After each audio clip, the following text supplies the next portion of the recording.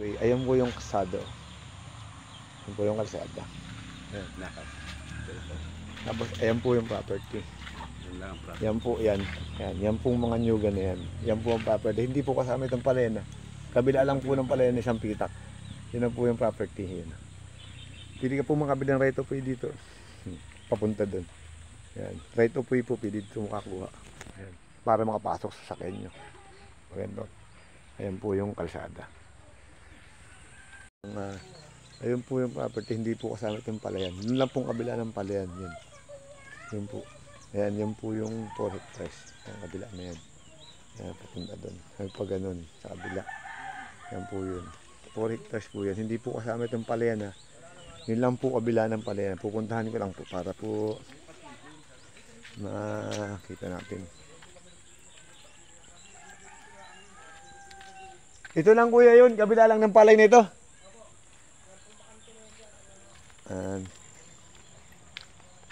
Pupuntahan po natin para po makita natin.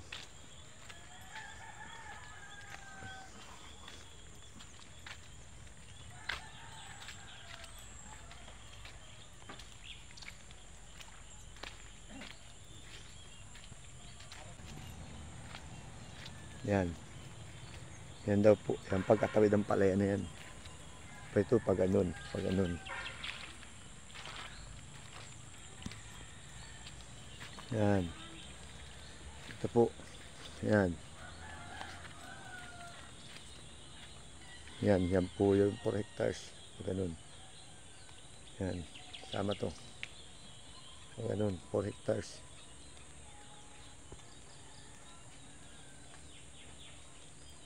Yan.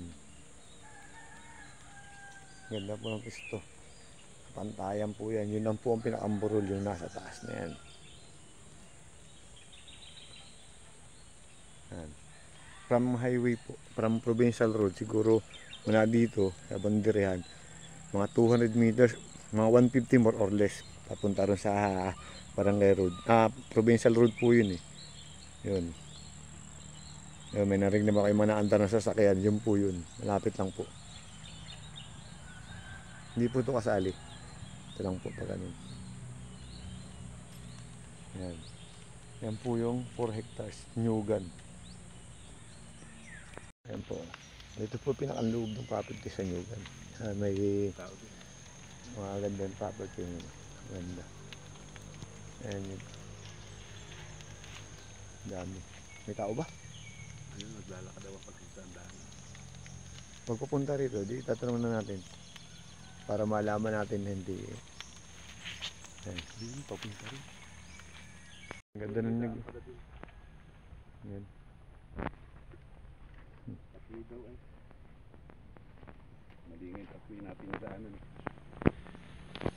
Ayan na sa nyug. Panalo ka dyan. Kaganda.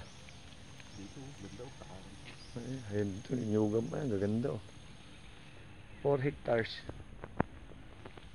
Yan po. Yan. Yung kabila niya na ilog. Kasama niya yung ilog dyan sa kabila. 4 hectares yan. Sa 4 hectares yan ano? 4 hectares to. Kasama yan. Yan. Yung dulo dun. Yan. Tsaka itong nyugan na to. Yan. Hanggang dito. Kaya dito. Hanggang dito. May palayan hindi ka nalagyan ng palay. Ano? Ito parang palayan ito. Pwede itong gawing palayan eh. Oo, parang yung palayan na hindi na natinamnan. No? Ayan, yan. Kasama yan. Ay, kasama. Baka 4 hectares to eh. Laki nito. Ganda pa, flatland pa.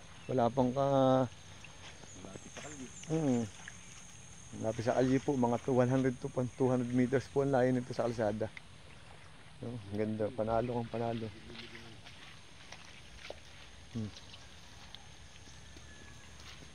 Pag kasama yan, maganda yan. Yan. Pag ano. Yan. Kasama. Ito po yung property na 4 hectares. Yan. Yan. Flatland po yan. Ganda. Yan. Ayun po yung kalsada ng barangay. Provincial road po yun. Yun po ay parang doon hanggang dito mga 200 meters. Ayan. Yan po. Yan po yung property. Yan. Yan, may mga mangga. Mga nyug. Kawayan. Ganda po ng pwesto. Flatland. Nandun po yung ilog sa kabila ng bundok na yan. Yan, sa kabila po yung ilog. Punta pa tayo sa unahan, kuya. Baka sa unahan maganda. Ang ganda naman ang pwesto. Panalo ka dito. 4 hectares.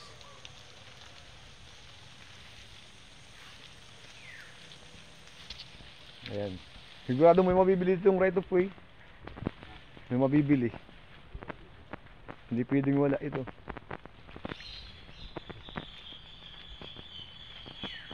Ayan, ganda ng pwesto. Katlan. 4 hectares. Ayan, mga nyug oh. Maganda. Saka bahayan po yung harapan na yan. Bahayan yan, mga bahayan yan. Hindi ka dito matatakot dahil ayun na yung highway from Anpapa. Siguro ano lang to, mga 15 minutes or 10 to 15 minutes lang po ang layo nito. Ganda ng pwesto. Sa ano ko po may mabibili ditong right of way. Ayan, may malaking mangga. Yan, nyugan. Yan. Ganda po ng pwesto. 4 hectares. Hindi ka lugi. Kasi flat lang to. Ayan lang pinakamburol niya. Yan. Ang ganda nyo bro. May star apple. Star apple. Ang dami. Mangga. Ang ganda ng pwesto. Kaya saan ka pa?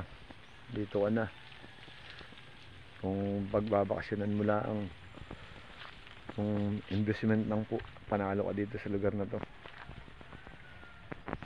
Ang ganda ng niyog, dikit-dikit halos. Baka nasa 1.5 anyog nito.